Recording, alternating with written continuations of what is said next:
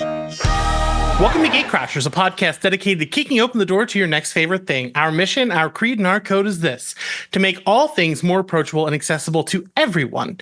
We want you to find a universe that you'll fall in love with. Today, I am joined by an author who I have loved for quite a long time. I started reading their work with their Power Rangers. They had a great Power Rangers that dealt with a team that I liked. They've gone on to do, we just said it, Golgotha, Motor Mountain, Long Lost, Good Luck, Dark Crystal, Mariko, Between Worlds, Terminal Punks, which also is one of my favorites and we will be talking about, Witchblood, Heebie-Jeebie, which is coming soon from Paper Cuts, and the absolute best horror comic of 2024, Loving Ohio, which is coming out in August, coming to bookstores on August 6th, and then comic stores on August 7th. We are talking with Matthew Erman. How are you? I'm doing great. That was a beautiful introduction for me. I don't know if I deserved all that, but I very much appreciate it. Thank you. It's the truth. Listen, you let me read Loving last year. Yeah. And let me switch. I don't like standing. You're getting a real chaotic interview today. That's fine. That's kind of the energy I bring to a lot of things too. So I'm there with you. What if this is how I started the interview? I'd be kind of into it. I like the dramatic. This is audio, but I'm seeing a video of lowering very slowly, very Austin Powers, Mr. Evil. Yeah, I was going to edit it out, but now Dr. Evil. Yeah, we'll make the people who can't see it do it. But I got to read Loving last year. And typically I try not to read things in one sitting because I have a really bad memory. So I'm like, I'll go back a few times and try to really ingest it. But I sat on my balcony and read the entire thing twice.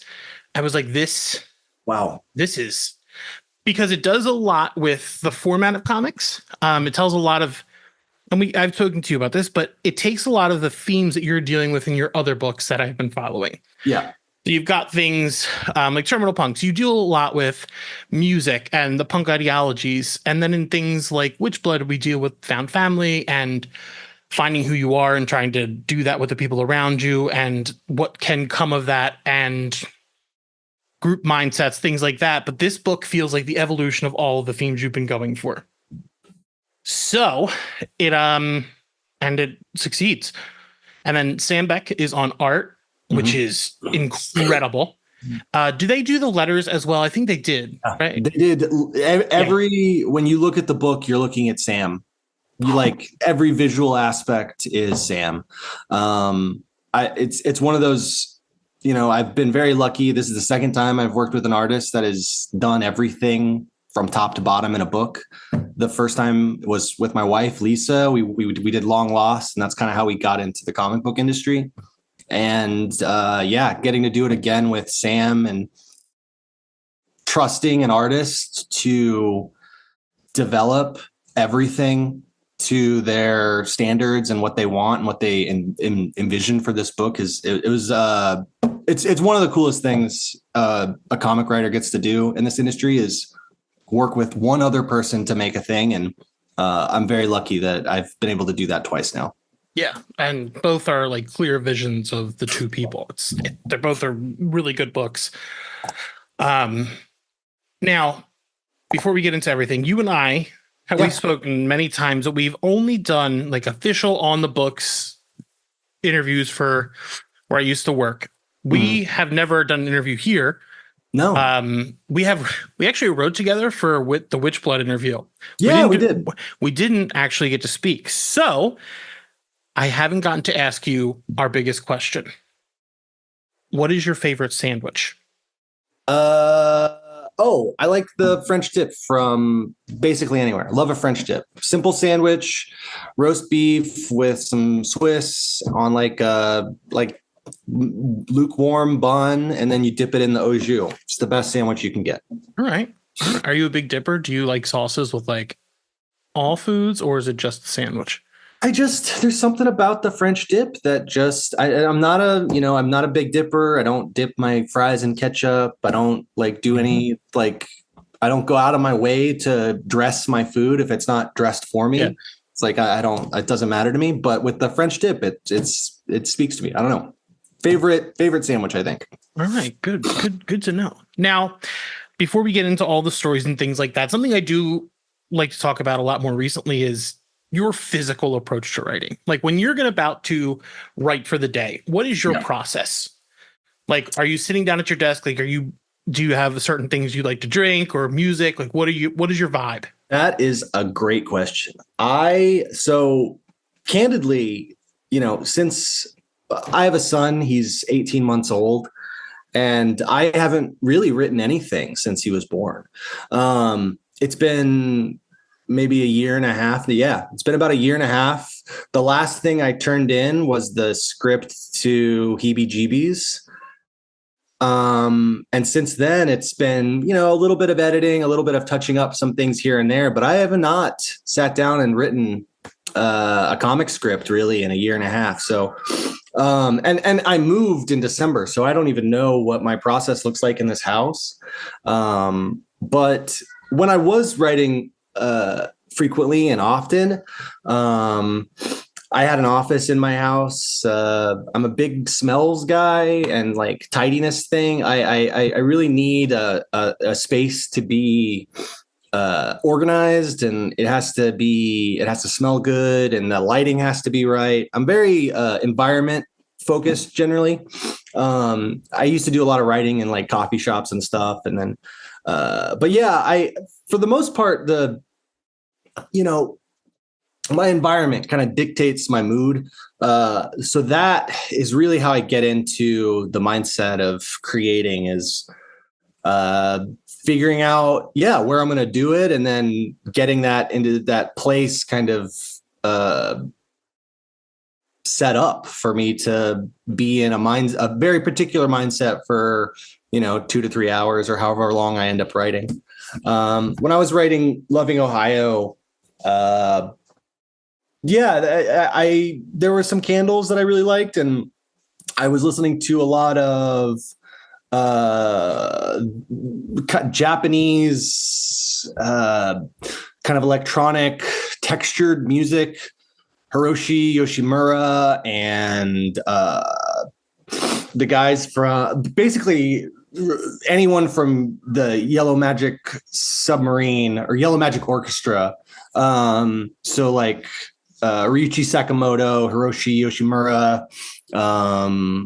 There's a couple other guys too that really like musically inspired my mind and like where I wanted to go with this. But yeah, that's basically how I work. I'm very it's very intuitive based off of like where I'm at. I like that. Also, the coffee shop always seems like a nightmare to me. Like, what did you just like go in, find a table, and you're like, this is it. This is where I'm set for the next however long. 2 hours. I like the hustle and the kind of the background noise of like people. Mm-hmm. When I'm not listening to music, like that is like the second best for me, is like that kind of the sounds of the environment or motion or anything like that. I love coffee shop. I've done, coffee shop writing is cool. Park writing is cool. Anything where there's like people and things happening and there's kind of life going on. It helps kind of, I can bounce back and forth between focusing on what I'm doing and then focusing on, being in the present and watching things and people watching and stuff. That's really how I like to do it. I feel like if I get too wrapped up in one thing, like writing, I tend to like gravitate towards editing what I'm doing.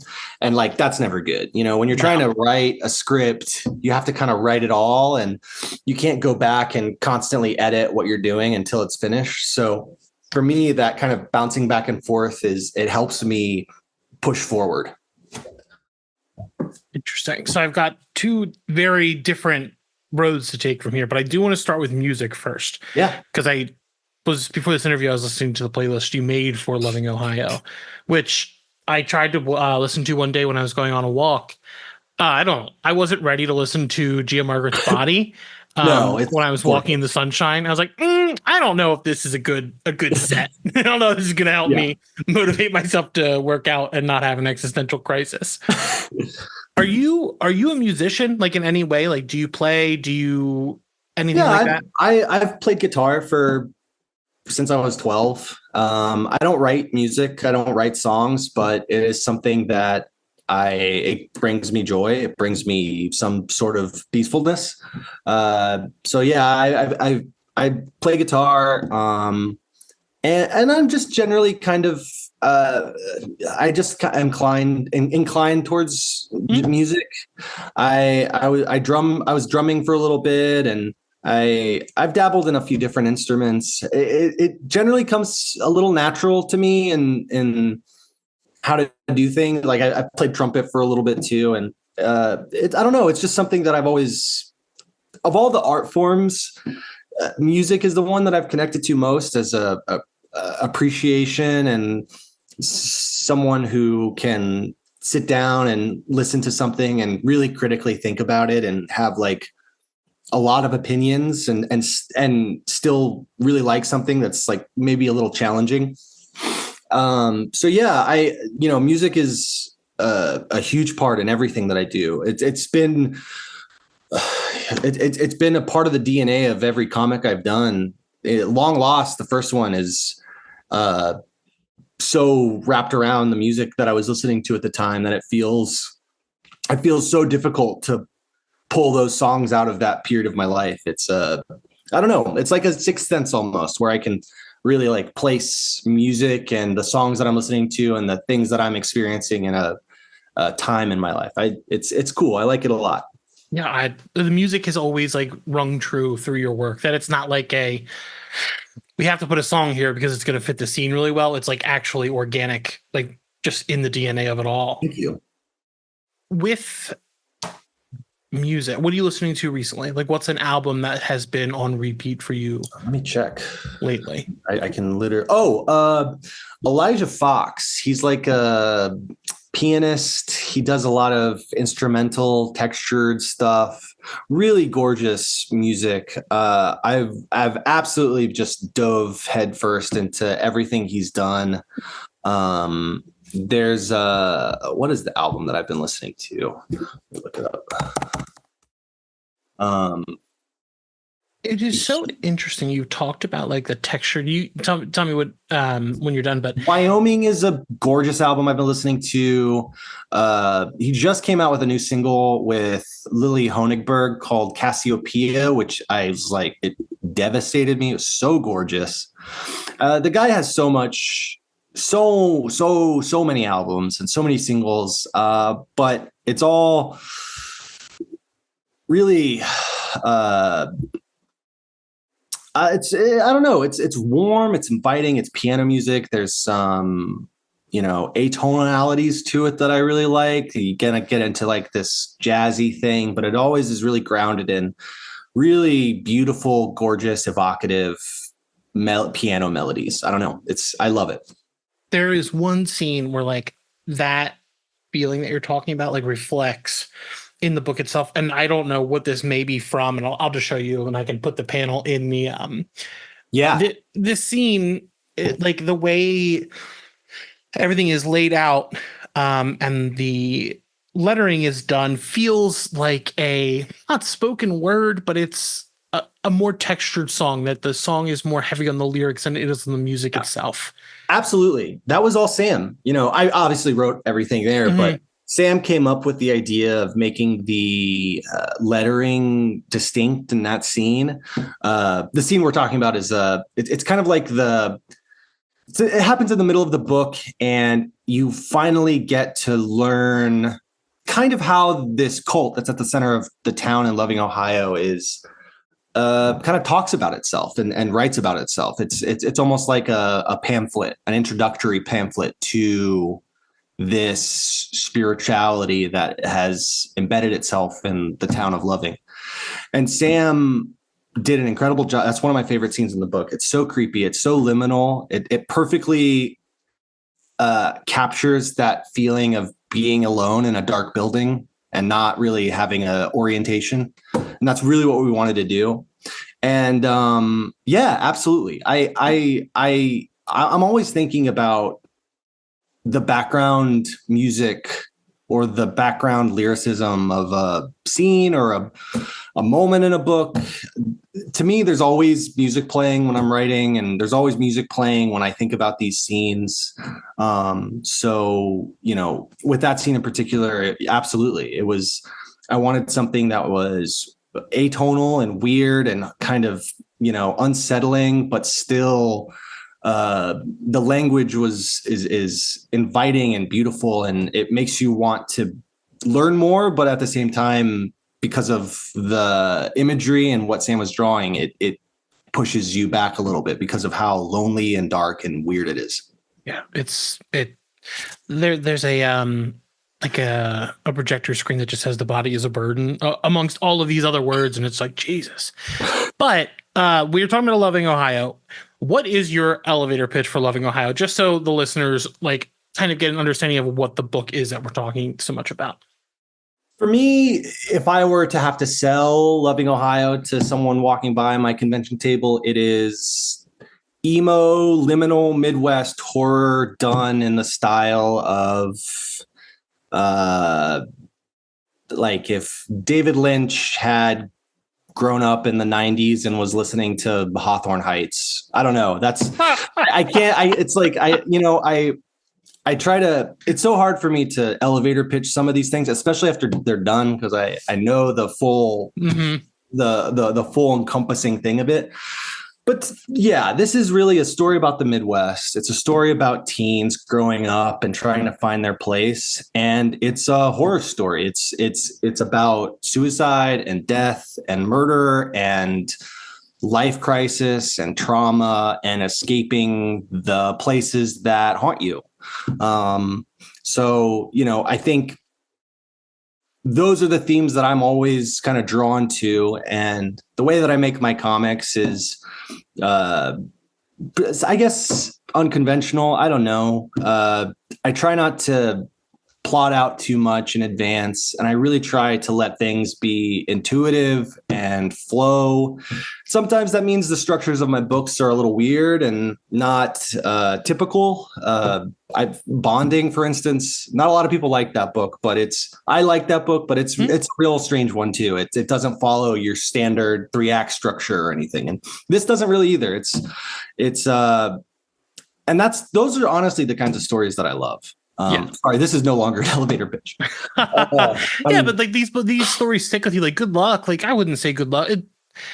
If you looked at the cover, you'd be like, oh, this might be like something like a typical sci-fi adventure, and you're like, whoa, no, like there's like so much going on and weird, and it's off-putting, and it's like, and maybe that's. I get it, man. It's like I liked Good Luck a lot. I hope you did. I love all my books. Yeah. To varying degrees of, I can be very hard on the things that I write. But I love Good Luck. I love Bonding. They're by and far my least well-received books. I don't think that makes them bad by any measure. I just think that, your standard audience, or the audience that is marketed to, it wasn't the right audience. And that's something that comes from making a lot of things over the last 20 years and realizing the quality of a thing is so ephemeral, and you can make something for an audience and it never reach that audience, and then it be judged as bad or lesser quality, whatever it is. And I'm hopeful that those books find their audience in the future. If they never do, that's fine. But I don't know. That's kind of I think that's the healthiest mindset you can have as an artist is realizing that,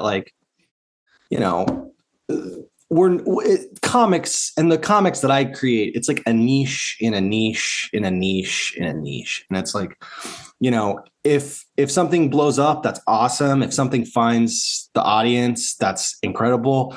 But at the same time, it's like the people that read my comics are the people that are going to read my comics, and they're out there. I know they are. So it's about telling the stories that feel true to me. And I've always hoped that by doing that, it extends outwards, and the people that are like me hopefully can find those stories as best they can. Yeah, I feel the same way. It's just like you got to do what you want to do, or else why are you doing it? Well, yeah, and it's like I wasn't always like, when I was making Good Luck or when I was making Bonding, I was consumed with the idea of like Good Luck, especially like because that was my first Boom book, Boom original series, and I put a lot of pressure on myself to be like, oh, okay, this is my shot to write whatever it is, the next Boom mega hit. And that caused a lot of trauma and a lot of mental anguish kind of creating those things. And if I could go back, I would change my mindset about the creation process, because not necessarily anything that I made with the book. You know what I mean? It's like I could have been in a healthier space making those things, and maybe it would have turned out quote unquote better. But at the same time, I think those lessons are hard learned, and like most writers, I think have to learn those lessons to grow and to be self-reflective and stuff. So no, it's like, yeah, the failures are better than the successes, and how it tempers you to the creation process. Yeah. In my opinion, I feel the same way. And something about you that I have always admired is your truthfulness about all of this and the industry and the work and everything about that. It's a weird industry. And I mean, it's, you're pulled between wanting to create art and then wanting to make money. And it's like, those two things are not always in sync. Yeah. And, especially when you're doing IP work. The IP work that I've done, I've been very lucky to do Power Rangers and Dark Crystal and Care Bears. And I never expected to do those things. And getting to play in those sandboxes and realize like, that's not the time to be. Yeah. That's not the time to be a quote unquote artist, I think. Yeah, to be avant-garde.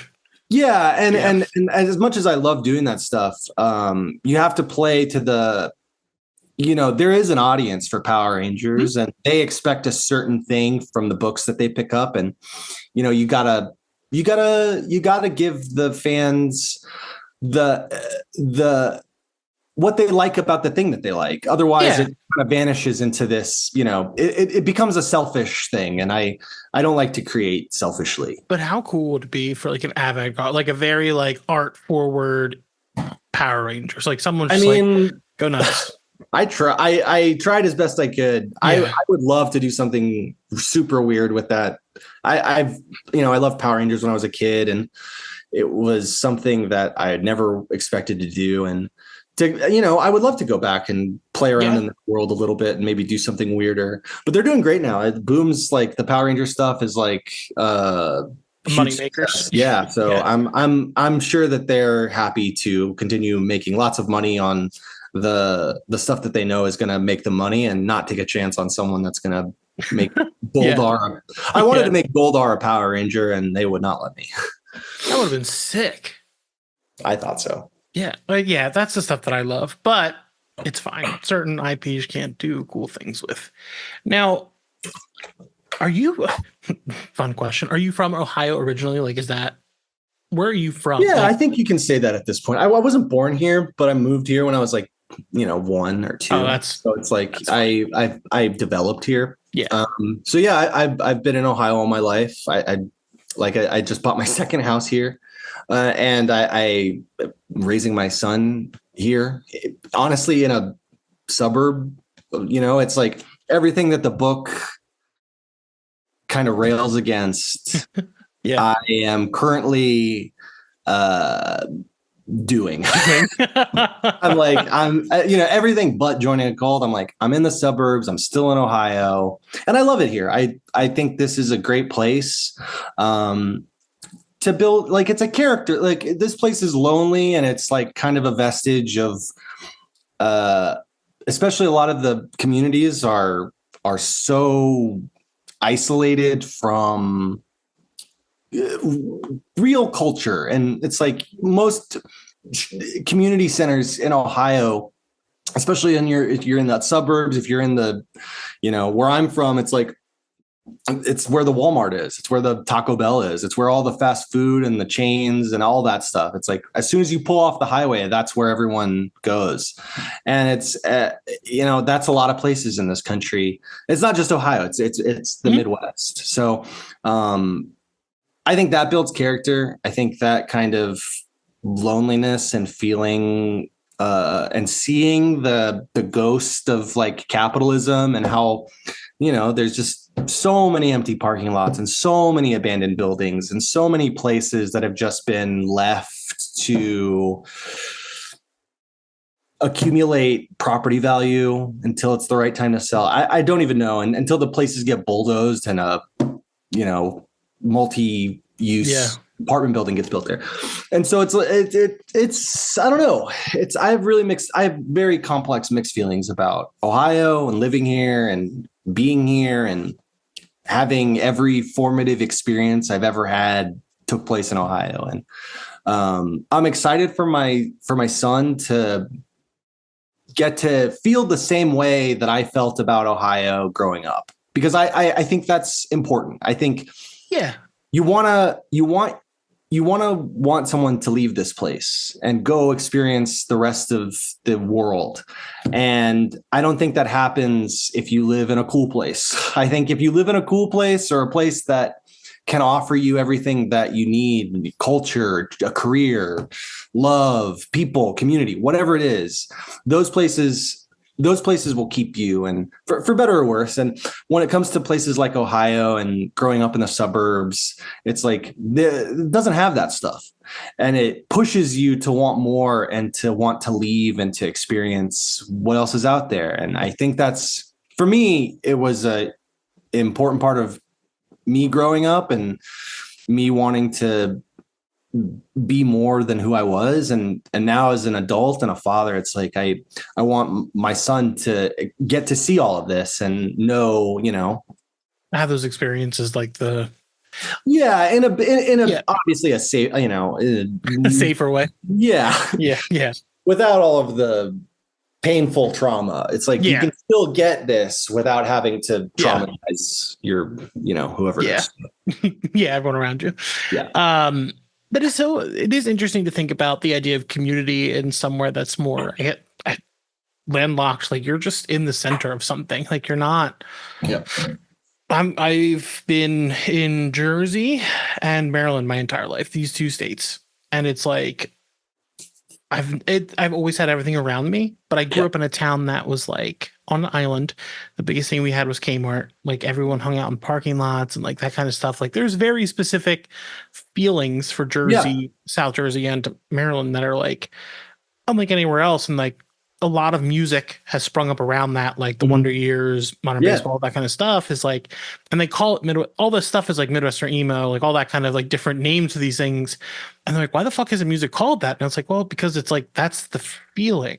Yeah. And like one time Spotify was like, hey, people who listen to the music you listen to also live in Cleveland, Ohio. And I was like, all right. I mean, I grew up in the town where Hawthorne Heights was from. Like, it was like the Kettering, Dayton, Ohio is like the epicenter of emo. It felt like Midwest. Like, I mean, you want to emo, I'm using air quotes because it's a huge genre and it goes back for hard to pinpoint it. What like we grew up with as emo, like you had Hawthorne, we had My Chem. Like, exactly. It's like all that stuff was blossoming at the same time when I was just entering high school. So I got into that in a big way, and it was because all those kids were from my hometown. It was so weird. Yeah. I haven't thought about Hawthorne Heights in a while. I actually didn't listen to Hawthorne Heights till I was older. Like, everyone else liked them when I was growing up. It was never like something I would go to. It was hard to escape it if you're from Ohio. I was going to say, like, it was probably, especially your town. Yeah. Like, were they proud of it? Oh, they have the song, the Ohio's. They have a song about Ohio. Yeah. Is your town proud of it? I don't know if pride is the right word, but there's like, I don't know. It's like you get to claim some level of ownership or like, I think that's cool. I like talking about it. I think it's interesting. Yeah. There's not like a statue of Hawthorne Heights in like the town No, square. there's no statue. Yeah. They based their, like most bands, they just picked a street name. And so there is a street and it's, the real Hawthorne Heights. I think so. Yeah. Wow. There is a street. But so loving kind of came out of all of this. It came out of like the way you've grown up. And yeah, I was in a cult when I was a kid, and that was played a huge role into my feelings about spirituality and religion. And what I experienced obviously was nothing like what goes on in the book, but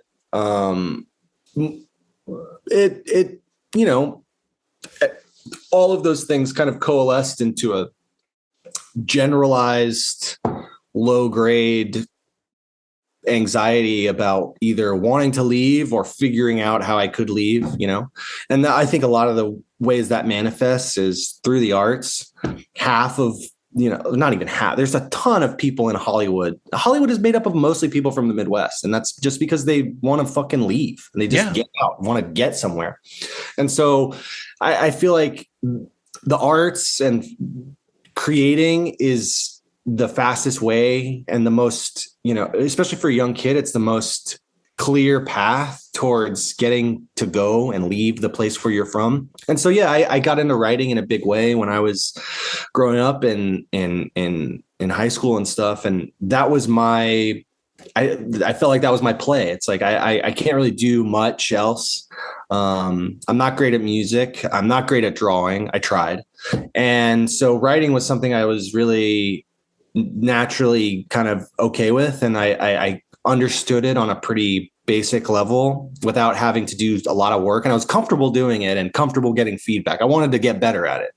I think that's the big thing too. It's like, if you write something and it sucks and someone tells you it sucks, your response is basically the demarcator of whether or not you're going to be a writer or not. It's like, you got to be able to take the shit. Yeah. You got to. Yeah, absolutely. So I was really good at that. I was really good at being told that my stuff wasn't good. And I liked when that happened because it meant that there was something that I could get better at. And that was my escape plan. And it obviously didn't work. I'm still in Ohio. So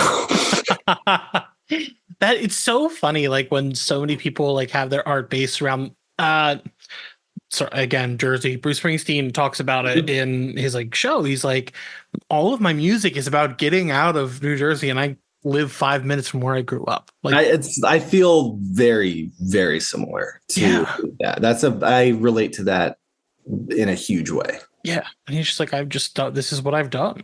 But you talking about art, and you trying art made me think about how you're also married to one of the best artists, Lisa, who has a book coming out as well, Dying Inside.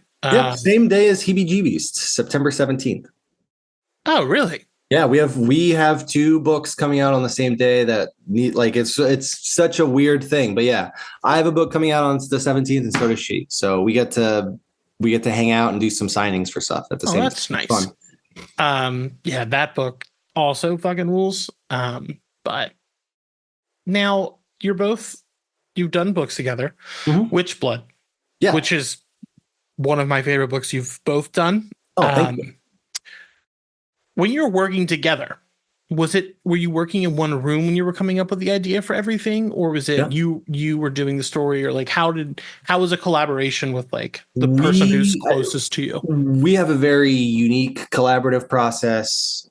Almost everything is talked out loud. We discuss it. We sit down. We break things down together. We talk through the stories together.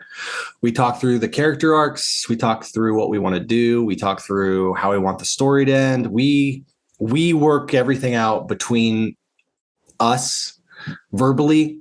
And then when we're both locked, that's when I go and I'll sit down and I'll write the script. And then once that happens, I might pass her a couple pages. They're like, hey, what do you think of this? Is this hitting what we talked about? Is this feeling kind of in the right headspace? And from that, we go back and forth. And then it works the same way with art. She'll do a pass on a page that's pretty rough, and she'll ask me what I think about it, or whether a expression is the right expression, or whether the background is the right, exposition. It's just making sure that we're aligned with everything that the both of us are producing. I don't work like that with anyone else, partially because Lisa and I live in the same house. There is a closeness. There is a quickness and an ease at which we can communicate, that we don't have to deal with emails and all that stuff. So it's just faster. But also it's we've been together for going on 15 years now. So our shorthand and the way that we communicate and the way that we know how to inspire each other, it's all wrapped in this collaborative verbal process that we have. And it's awesome. I'm candidly, we're working on something right now that is not, anywhere close to being talked about, but I love every single time I get to do this with my wife. She's, like you said, one of the best, I think, in the industry. I think she's slept on a little bit as far as yes, people should be knocking at her door more than they are. Not to say that they aren't, but I think she should have a statue of somewhere. I hope Dying Inside is the book that makes people fucking get it, because you two are the only ones that I've ever paid some fucking exuberant amount for a variant cover of. I was actually looking at it because I want to frame it. It was which one is it? Is it the yellow cover? Yes. Which one? Yeah, I don't even have that one. That's so cool that people have those. I hate variant covers. I think they're a waste of paper. I think it's a market thing. So I don't buy them. But I thought it was going to be like a poster or something, and I was like, I would pay $75 for. Yeah. I would. I was like, all right, I'll do this. And then it came as a comic. I was like, okay, I'll still get a frame for it. But it's really cool. I've always loved that Vault did that. It's a good cover. Yeah, all the covers were great. I mean, the entire book is great. Thank you. I hope we get to do more someday. I don't know. So do I. I really would love to see more. Love that. But that made me very happy that you said you were working on something, because I know you were debating doing anything else ever again. So yeah, I mean, to be totally truthful, that's still a debate. I think no, you don't have to do that. I think that the comic book industry, I think there is a load limit. And for better or worse, I don't think that the industry can support as many people as are trying to be in the industry. And I just don't think there's enough. What's up? I don't think there's enough readers. I don't think there's enough readers. I don't think there's enough shelf space. I don't think there's enough money to go around to, it's like, I think that the people that can be successful in the direct market are incredible. I think it takes an unbelievable amount of work to be successful in the direct market. And it also requires an unbelievable amount of patience and luck and right time, right. There's a cosmic kind of luck to this whole thing. And I'm incredibly proud of all my peers that have really done something really special in the direct market and have kind of put their stake in that space. It hasn't hit as well for me. I don't know if honestly, I don't know if my work, translates that well to the serialized experience. I think sometimes, and that takes some learning. I think I love the graphic novel comic album space where you get the whole story in one sitting. I get to write it in one sitting. I get to write it all in one script and kind of have this full thing. that I can pour over and edit and understand. And the direct market works so much faster. You know, when I was writing Witchblood, I was, you know, maybe 2 or 3 issues ahead of where the art was. So we were writing, you know, writing as you go is obviously a huge part of the direct market. And sometimes I think for me, I get lost in the issue to issue moments.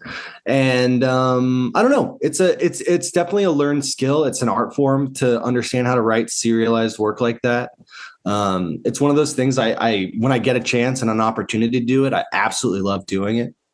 But, you know, you only get so many opportunities, I think, to kind of make a splash in the direct market. And I've had a ton of incredible opportunities. And when new opportunities come my way, I'm always there to jump at them. But, you know, it's one of those things where there are more exciting creators. There's newer creators that are doing really cool, really exciting things. And that shelf space is for them to, you know, either be a rocket ship or sink. And I think when it comes to writers like myself, where the books that we make aren't like huge hits and they're not terrible failures, it's a little harder to justify giving shelf space to someone who's just going to do okay in the direct market. I like, you know, I'm not a name. I've never written for Marvel or DC. So it's, you know, I don't have that built-in comic book fan base that you get from writing those really, really, really well-known characters. And so a lot of people come into my stories never having heard of me. And then it just, you know, there's maybe a disconnect between the things that I like to create and the things that get serialized and popularized in the direct market shelf space. I don't know. It's something I think about a lot, but it's not something I'm like super heartbroken about either. I think having the opportunity and having the chance to do what I've done in this industry, I'm like, if this were my last year ever writing comics, I would be like pretty happy with what I've done, and I could hang my hat on the things that I've made. So yeah, and I think that's also kind of how you have to think about creating in a healthy mindset. You know, there was a period of time where I was throwing everything at the wall, every possible thing to get something published, to get something to a publisher, to figure out what the next thing was. And I think I had a friend, a good friend, tell me she just won an Eisner. She said, every book you have to think, if this is the last book you're ever going to write, you have to be okay with that. And that really kind of struck me, because it's like some of the books that I was pitching, I wasn't super passionate about. And I think that can come through too in the pitch. And had a book I pitched that I wasn't super passionate about, you know, get picked up and be the last thing I ever wrote, I think, you know, there's a heartbreak to that. And so I've definitely had in the last 4 years, I've had a huge change in philosophy when it comes to creating comics and writing things that appeal to me and speak to me. And I think this year, in the releases that I've had with Golgotha and Loving and Heebie Jeebies, I think those 3 books, more than any year of releases that I've had, speak to who I am as a writer. And that makes me happy. And that's why I'm happy to say, like, it's the last year I ever put any books out. This is a year I can happily hang my hat on. Damn. There is so much to unpack. I don't think anyone's ever approached comics with such a practical mindset to me before. I mean, it's like yeah, smart. I appreciate that. Here's the thing. It's like, comics is stressful. I fucking hate needing permission to make things. Mm-hmm. And that's what this is. That's what this industry is. And if you're not, you know, and when you get stuck in the cycle of this industry, and this, not even this industry, the cycle of making things for money, you get stuck. For me, I'm not going to speak to anyone else, but for me, I got stuck in this loop of waiting to make, because I was waiting for someone to say, green light, let's go. Green light, let's make this. And it's like, again, if I were to say tomorrow, never making another comic again, that would honestly be a huge lift off of that idea of like, I need to wait for someone to approve this pitch, this green light, this comic, so that I can make it. I think when you're relieved of that burden, you are more capable to make things on your own terms. I've got projects that I love to death that will probably never see the light of day, and comic projects.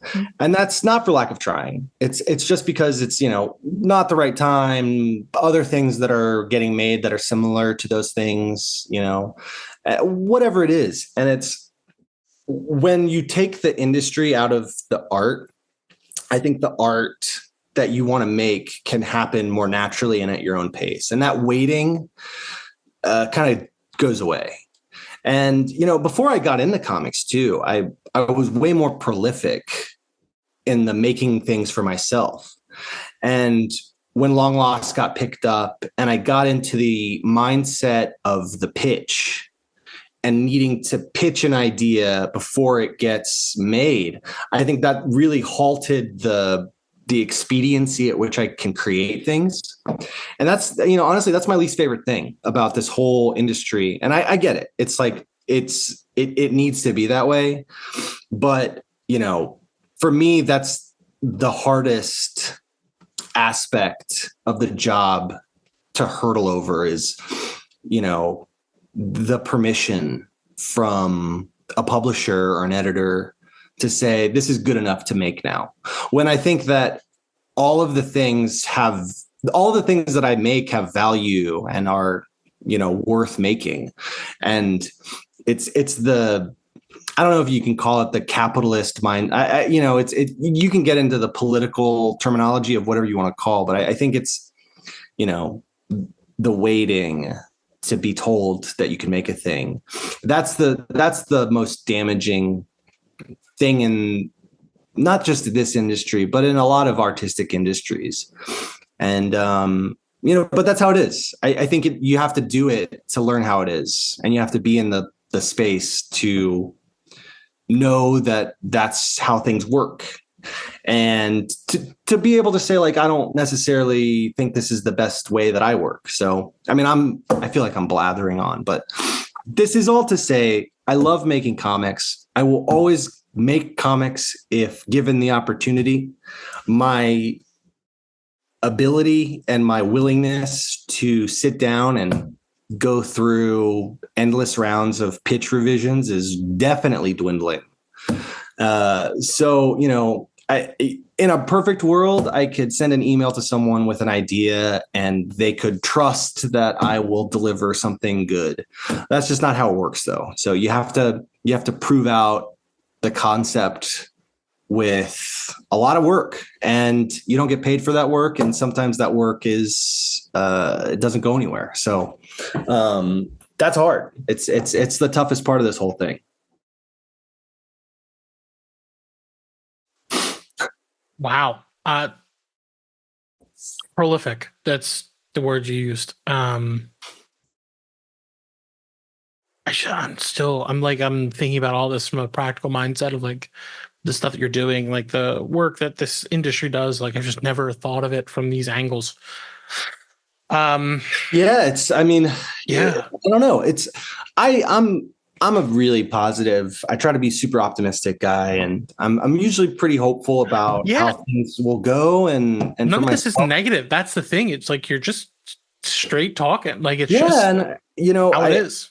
I have so many peers and friends, Lonnie and Zach, and people that Lonnie. I love Lonnie to death. I'm working with Lonnie, and they're really, really, really good. Really good. Way better than I'll ever be at understanding how to break down a comic and pitch it. And it's not a skill that I have. It's not a skill that it is a skill that I have. It's just not something I'm super good at. Mm. And that's just because I don't like to think of stories and the stories that I make in a way that is structured like that. I mean, Loving Ohio, the pitch, totally different book. I cannot even emphasize how different the pitch for Loving is versus what we produced. It's felt like a different genre, feels like a totally different story. Everything that happens in the pitch does not happen in the book. Almost everything. And, props to Dark Horse for trusting me. I was going to say, how did that go? Connor, my editor, super lovely guy. Love working with him. Great editor. I think that, candidly, it's like once you sign a contract, it's up to you and the publisher and the editor to kind of determine where the story needs to go. And I think I wrote a good enough book to say, like, the pitch was not where the story was. And I think sometimes publishers aren't cool with that. Dark Horse was cool with it. I love that. But sometimes publishers want the thing you pitched. And if you try changing it up, and if you're like, this isn't working, it becomes a very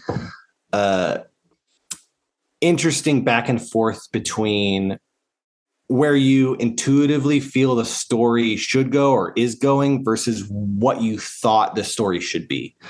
And that happens. I feel like that happens a lot. I feel like it happens to most writers. You can't predict how things are going to play out when you sit down and start writing.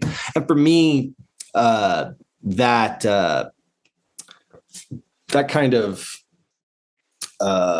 wiggle room is much bigger. I really like the freedom to nix a lot of stuff and start over and figure out where things need to go or where things aren't working. I think that's an important part of my process too. And without it, I feel like things can start to feel forced or kind of shoehorned into the narrative for the sake of it fitting into what was originally pitched. But like I said, this is a direct market thing. This is like a comic book thing. I think it's an interesting, very insulated thing that happens in the comic book industry. Because when you pitch a novel, you usually have to deliver the first 50, 75 pages. And by then, usually, you generally know what's happening. The style in which the story is being written, the characters. But when you pitch a comic book, it's like, it's a pitch packet, maybe an issue by issue breakdown with a couple of paragraphs, some art, maybe if they want it. So it's like the blueprints, the skeleton of the story is like barely there sometimes. And maybe that's just my process that I, need to get better at. But yeah, I don't even know what we're talking about anymore. I just have my mind blown. So with all this being said, you have made it clear, like, from going from one mindset to the other, that every book could be your last. Yeah. And I hope not, but if it helps you in the end, if Loving Ohio is your last book, what do you hope people take away from it? I don't know. I don't necessarily, I hope something. That's all I wish. That people take something away from it. I don't necessarily think it needs to be anything specific. I don't care what you take away from it. I think reading it and hating it is taking away something from it. And that's good too. I think, I am all about, like, once the book is out there, it's like completely out of my hands. I don't own the themes, and it means something to me because I wrote it, and but once it's out there, it's everyone else's thing, and they can make of it what they want. I think that's I don't know. That's honestly some of the more exciting parts of being a writer, is getting to see kind of how people react to a thing. I love seeing and getting to read people's takes on the things that I make. So I don't know. Whatever you take away from it is good, as long as you take away something. A healthy death of the author. Um, well, Loving Ohio will be in bookstores on August 6th, and it will be in comic book stores on August 7th. You can order it now through anywhere you order books. Preferably your local bookstore. Yes. Local bookstore. You can get it at your local comic book store. You can tell them to order it. FOC is closed, but they can still order it for you. Mm-hmm. All of your other books they can order as well. Heebie Jeebies is out on, what did you say? September 17th. September 17th from Paper Cuts. Mm-hmm. All of your other books are also available. Golgotha? Trade collection of Golgotha, all 4 issues, I think December 10th or December 11th. I think it's December 11th, 2024. And the last issue for that comes out next month or this month. I think it's this month. And it's a double-sized 49-page issue. Beautiful. Anything else people should be picking up from you? No. Those are the 3 big things. That's stuff coming out this year. If you want to go back and check out my older work, you can. I'm always happy to direct people to Witchblood and Bonding. Terminal Punks. Good Luck. Yeah, Terminal Punks. Shelby is that's the artist on Heebie Jeebies, is the artist from Terminal Punks. So I'm very excited to work with Shelby again. They're one of my favorite people in the whole world. Absolutely thrilled that we got to do this book together. And it's like such a soul spiritual. What is he? I hadn't even heard of him until you told me. Heebie Jeebies is a middle grade horror graphic novel about 2 goofball friends, Blue and Herschel, who find out that their school has a cursed treasure buried beneath it that is being protected by the ghosts of those who tried to get it in the past. And it's a really cute, fun kids book that's about capitalism and the crushing aspect of social statuses and class. It's a weird book, but I love it. And it's really fun. It's gorgeous. Shelby did an unbelievable job drawing it, illustrating it. And Jim Campbell did the letters. Absolutely thrilled to work with him again. Jim Campbell's best horror letterer. I worked with him in the past Love that guy. on Dark Crystal. So I was really thrilled that I could work with Jim again. Cool, very, very, very, very, very talented. So that comes out September 17th. I'm doing a bunch of tour dates in August and September and October. So I'll be selling all this stuff. Are you Ohio or are you going elsewhere? So for all of August, I'll be in Ohio doing stops for Loving Ohio. I'm going to be a special guest at the Spooktastic Book Fair in September. That's near Boston, Fair something box. It's in Mass somewhere. What's up? Framingham. It's in Framingham. And then I will be with Lisa at SPX whenever that is. What is SPX? Small Press Expo. Oh, I've never even heard of that. In Bethesda, Maryland. Oh, wait. Okay, yeah, I'll message you about that one. Yeah. I'll come to SPX, that. great show, incredible. It's one of those like best shows in the United States shows. It's very well known. I've been once and absolutely loved it. And now Lisa's tabling. I might be tabling. I don't know. It depends on what they say. So very cool show. Yeah, good to know. I'll if you're out there's another comic book shop right near there that you should do something at. Absolutely. I'll hit you up. I'll tell you separate. I was actually scrolling through your page to look for the artwork of Heebie Jeebies because Terminal Punks fucking rules. Dude, it is a weird fucking book about punks.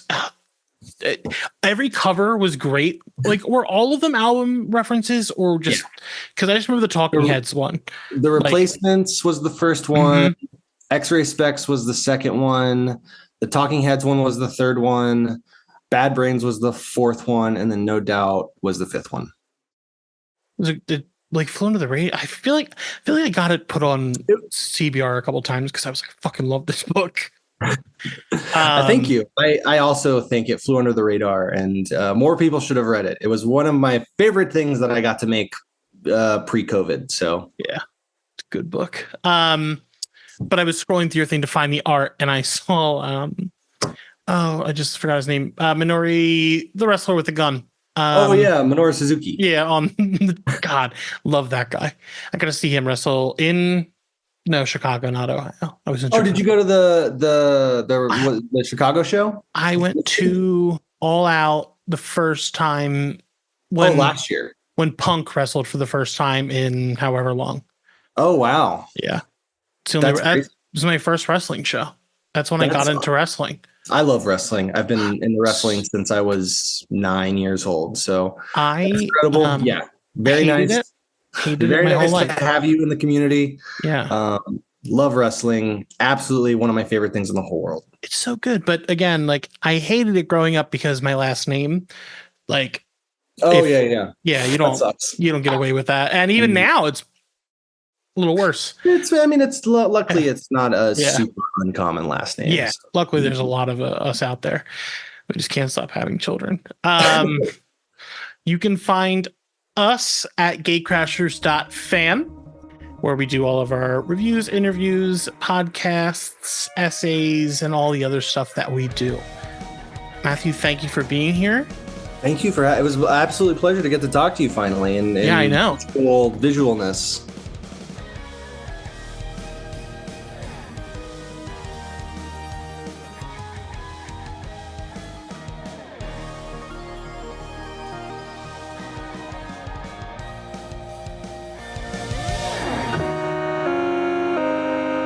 Gatecrashers.